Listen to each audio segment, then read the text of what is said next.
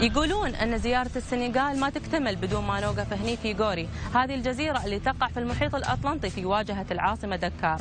ورا هاي الأمواج والجمال الساحر في قصة مأساة عنوانها بوابة المعاناة، اللي بتم للأبد عار معلق في جبين بشرية كان جزء منها يؤمن بأن له الحق في استعباد الآخر لأنه يختلف عنه في العرق ولون البشرة.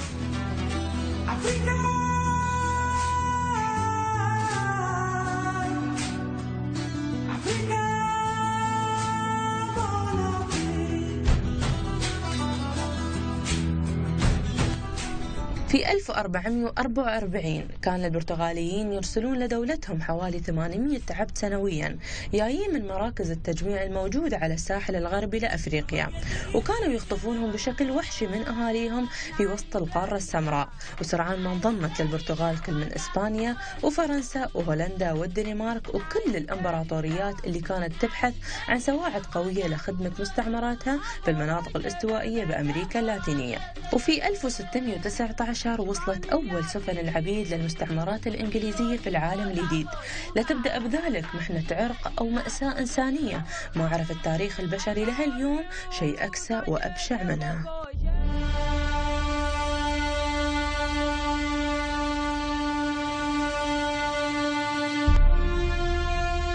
ليش هالجزيرة اللي نحن فيها رغم جمالها الكبير تسمى ببوابة المعاناة؟